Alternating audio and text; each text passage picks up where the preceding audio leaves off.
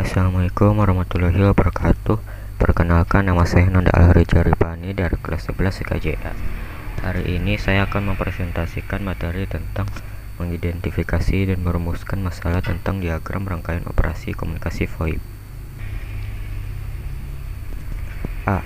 Voice over Internet Protocol atau VoIP. Keuntungan menggunakan VoIP. Biaya investasi awal lebih murah dibandingkan dengan jaringan analog. Dengan sistem VoIP, biaya investasi awal membangun komunikasi akan jauh lebih murah jika dibandingkan dengan jaringan analog. Tidak terkena biaya roaming untuk koneksi jarak jauh, misalnya antar provinsi bahkan tingkat internasional, selama terkoneksi dengan internet. Infrastruktur VoIP dapat berjalan pada sistem jaringan analog.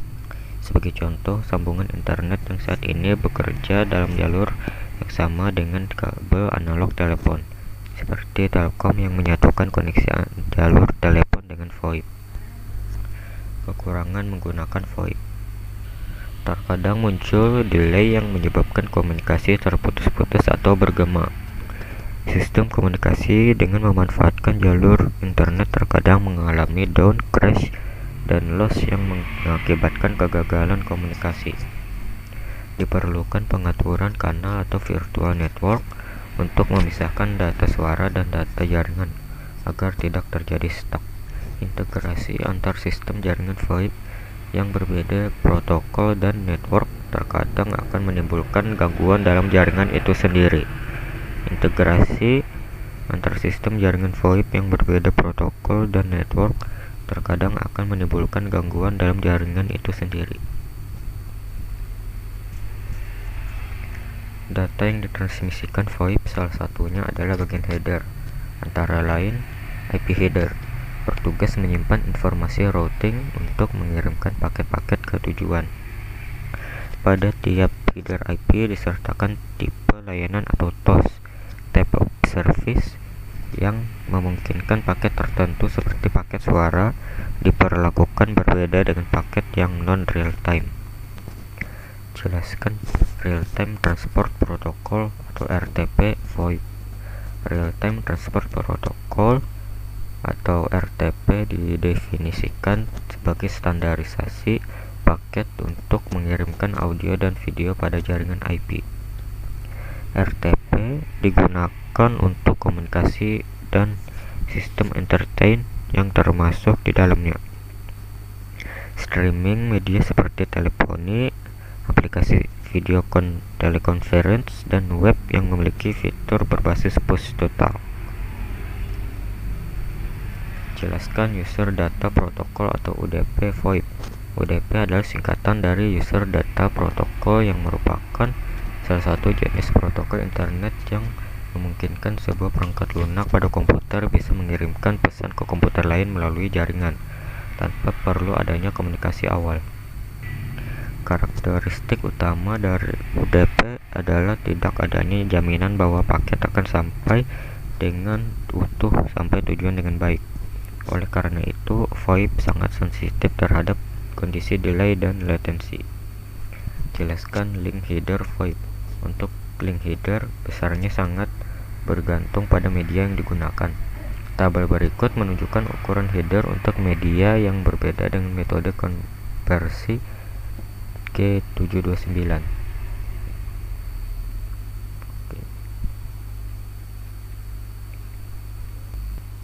B. Karakteristik VoIP yang mempengaruhi kualitas koneksi VoIP antara lain: jelaskan latensi, real latency, remembered latency, induced latency. Latensi adalah waktu yang dibutuhkan oleh suatu perangkat dari meminta hak akses ke jaringan sampai mendapatkan hak akses itu. Ada dua jenis latensi, yaitu real dan induced. Real latensi berhubungan dengan fisikal jaringan dan karakteristik penyambungan dari media pengangkutannya, seperti pensinyalan elektriknya, dan clock speed juga berhubungan dengan RTT atau round trip time selama ditransmisikan dari sumber ke tujuan melalui berbagai perubahan kecepatan transmisi. Induced latensi adalah delay yang terjadi akibat delay antrian pada jaringan. misalnya Ethernet card router. Jelaskan delay. Delay atau latensi merupakan waktu yang dibutuhkan data untuk menempuh jarak dari asal ke tujuan. Delay dapat dipengaruhi oleh jarak, media fisik, kongesti, atau juga waktu proses yang lama. Jelaskan propagation delay. Propagation delay yaitu waktu yang dibutuhkan untuk merambatkan sinyal. Propagation delay ini dipengaruhi oleh jarak. Semakin jauh jarak pengiriman, semakin besar delaynya. Misalnya, pengiriman data antar komputer di gedung yang sama membutuhkan waktu perambatan yang lebih kecil dibandingkan pengiriman data antar benua. Sinyal akan dirambatkan dengan kecepatan cahaya. Jadi, propagation delay sama dengan jarak dibagi kecepatan cahaya. Jelaskan packetization delay.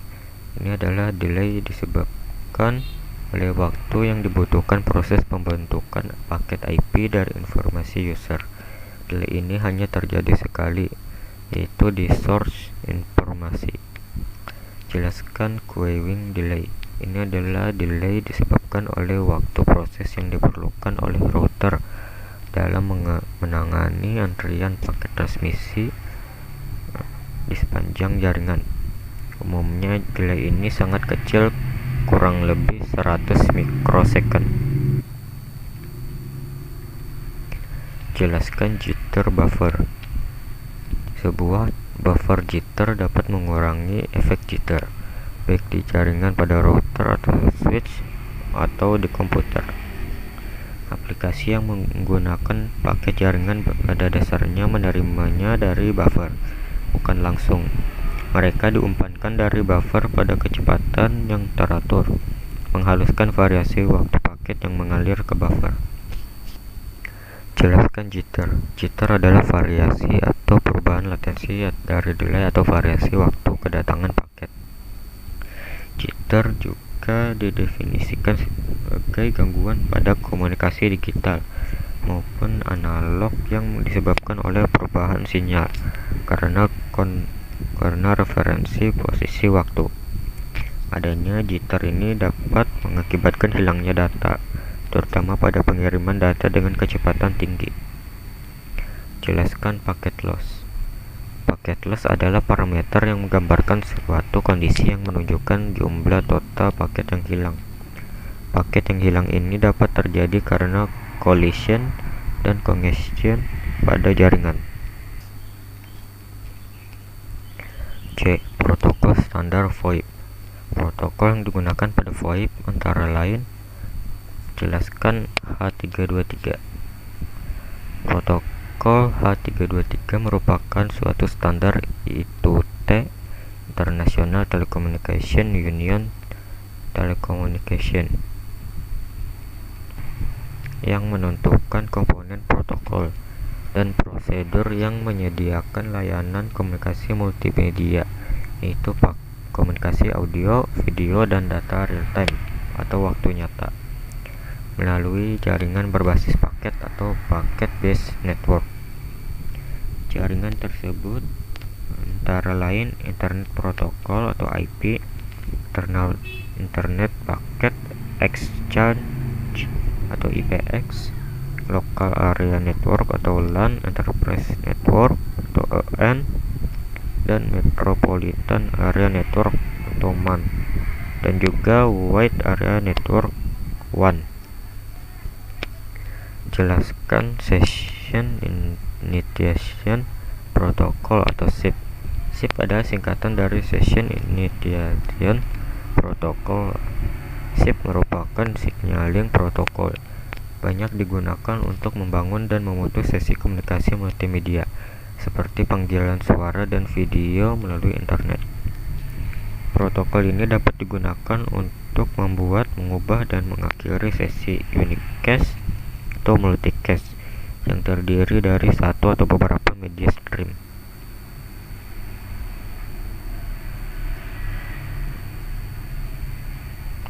Jelaskan Session Description Protocol atau SDP. Session Description Protocol atau SDP adalah seperangkat aturan yang mendefinisikan bagaimana session multimedia dapat diatur untuk memungkinkan semua end user untuk berpartisipasi secara efektif dalam satu session. SDP adalah format untuk menggambarkan parameter inisialisasi media streaming. Jelaskan Media Gateway Control Protocol atau MGCP.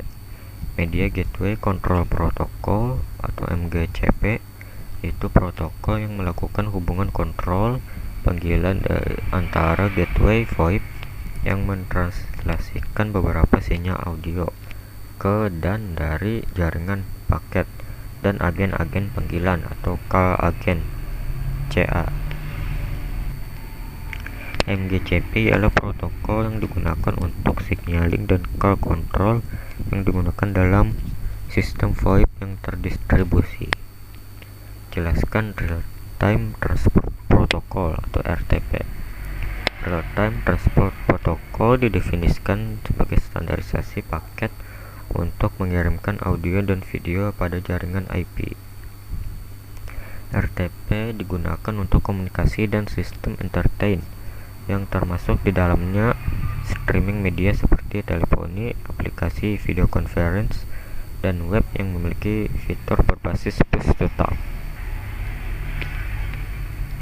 Jelaskan Inter-Asterisk Exchange atau IAX.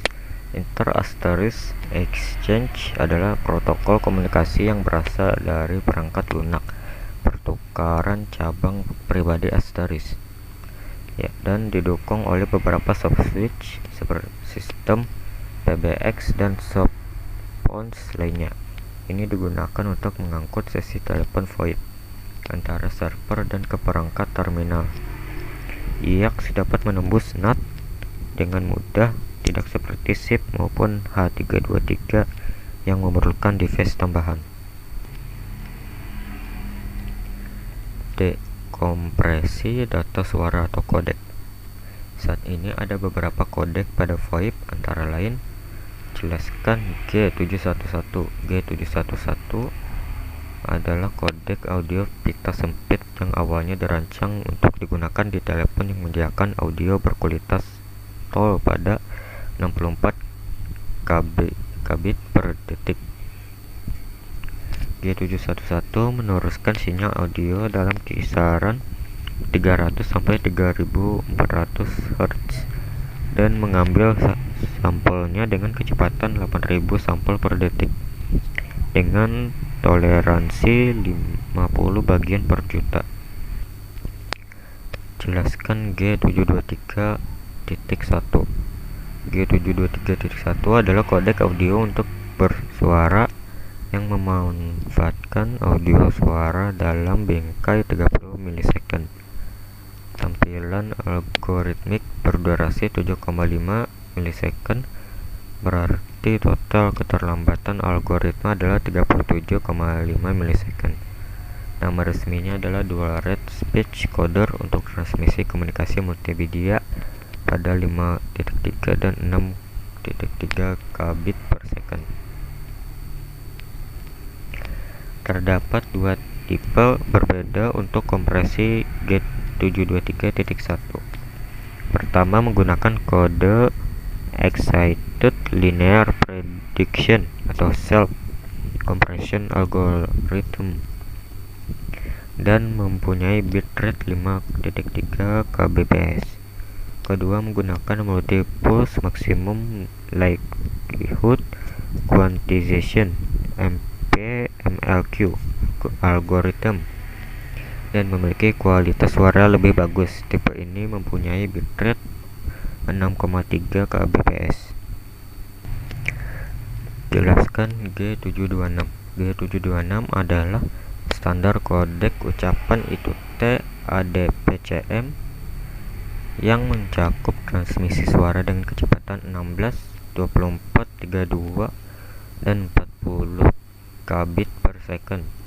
Itu diperkenalkan untuk menggantikan kedua G721 yang mencakup ADPCM pada 32 kbit per second dan G723 yang menggambarkan ADPCM selama 24 dan 40 kbit per second.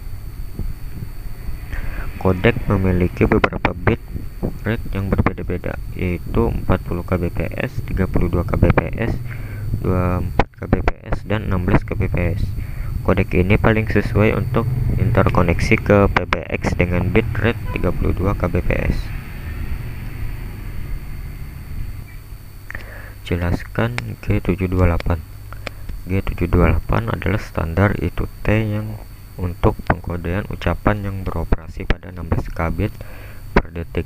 Secara resmi dijelaskan sebagai coding of speech pada 16 kbit per second menggunakan prediksi linear tereksitasi kode penundaan rendah.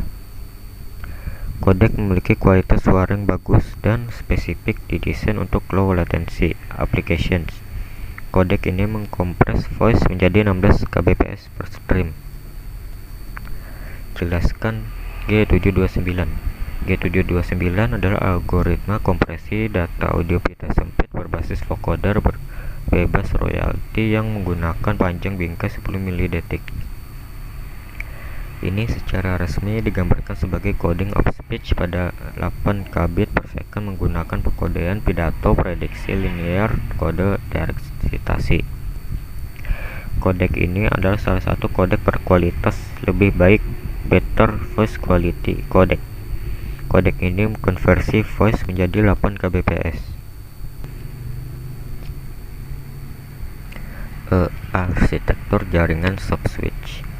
Peran plan soft switch antara lain: jelaskan transport plan, berfungsi sebagai pembawa pesan di sepanjang jaringan VoIP, seperti pengiriman pesan pensinyalan dalam panggilan, pembangunan hubungan media dalam panggilan, atau menyediakan transportasi untuk pengiriman media. Jelaskan call control dan signaling. Call control dan signaling plan mengontrol elemen utama pada jaringan VoIP, khususnya pada transport plan. Plan ini melakukan fungsi kontrol panggilan berdasarkan pesan pensinyalan yang diterimanya dari transport plan untuk membangun dan membubarkan koneksi media pada jaringan VoIP. Jelaskan manajemen plan. Manajemen plan adalah dokumen yang menjelaskan bagaimana proyek akan dilaksanakan, dimonitor, dan dikendalikan. Memberikan fungsi Operation Support System atau OSS, yaitu penyediaan layanan pelanggan dan layanan baru, pendukung sistem operasi, sistem billing, dan pemeliharaan jaringan. Jelaskan Service and Application Plan. Service and Application Plan merupakan bagian jaringan yang menyediakan dan mengeksekusi satu atau beberapa aplikasi layanan di dalam jaringan soft switch, memberikan fungsi kontrol, logika, dan eksekusi terhadap berbagai layanan dan aplikasi di dalam jaringan VoIP. Perangkat yang melakukan fungsi ini terdiri dari application atau feature server dan media server. Peran entitas soft switch antara lain: jelaskan Media Gateway Controller Function (MGCF). Media Gateway Controller Function adalah sebuah sistem yang digunakan pada beberapa arsitektur Voice over Internet Protocol atau VoIP, atau panggilan yang dilakukan melalui sambungan internet. Sistem ini digunakan untuk menangani pendaftaran dan pengelolaan sumber daya pada gerbang media. Jelaskan Call Agent Function (CAF) dan Interworking Function (IWF). Call Agent Function dan Interworking Function (CAF) dan IWF merupakan subset dari MGCF dan CAF, berfungsi pada saat MGCF menangani kontrol panggilan dan pemeliharaan kondisi panggilan, sedangkan IWF berfungsi pada saat MGCF melakukan interaksi pensinyalan dengan jaringan yang menggunakan protokol berbeda. Jelaskan routing function RF dan accounting function AF. Routing function RF dan accounting function AF. RF menyediakan informasi routing panggilan untuk MGCF, sedangkan AF mengumpulkan informasi accounting panggilan untuk tujuan billing. AF juga mempunyai peran yang lebih luas, yaitu melakukan fungsi authentication, authorization, dan accounting AAA functionality dalam remote access network.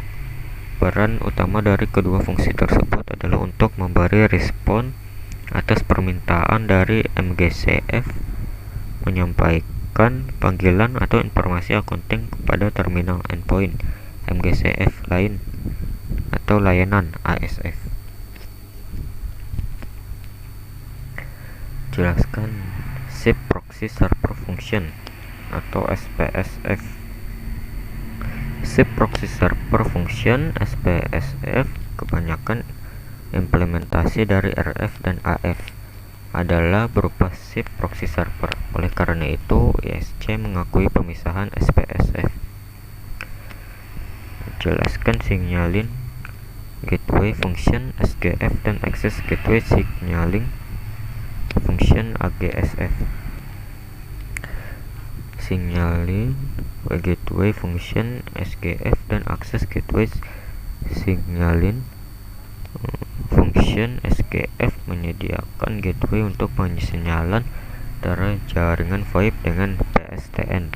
Peran utama dari SGF adalah untuk melakukan enkapsulasi dan mentransportasikan protokol pensinyalan PSTN atau ISUP atau INAP atau PLMN, MAP dan CAP pada jaringan IP.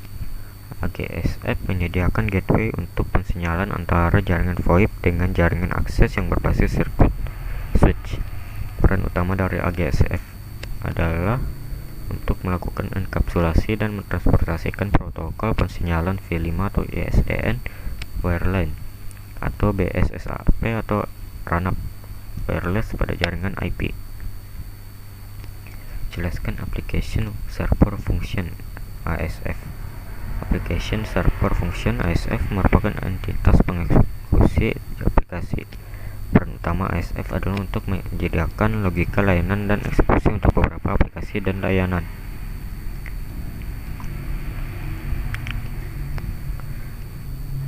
Jelaskan Service Control Function (SCF). Service Control Function atau SCF berfungsi ketika ASF melakukan fungsinya mengontrol logika layanan. Oleh karena itu, ISC mengakui pemisahan SCF. Jelaskan Media Gateway Function (MGF). Media Gateway Function (MGF) menjembatani jaringan IP dengan endpoint akses atau jaringan TROM. Biasanya MGF dapat menyediakan gateway antara jaringan IP atau jaringan sirkuit seperti IP ke PSTN, atau antara dua jaringan paket seperti IP ke 3G atau ATM. Peran utama MGF adalah untuk transformasi media dari suatu format ke format lain yang sesuai. Jelaskan Media Server Function atau MSF. Media Server Function (MSF) menyediakan manipulasi media dan melakukan paketisasi media stream untuk keperluan beberapa aplikasi. Peran utama MSF adalah untuk operasi sebagai server yang mengatur permintaan dari ASF atau MGCF untuk memproses media dengan paketisasi media stream. Ya, begitu saja. Kalau ada kesalahan mohon maaf. Assalamualaikum warahmatullahi wabarakatuh.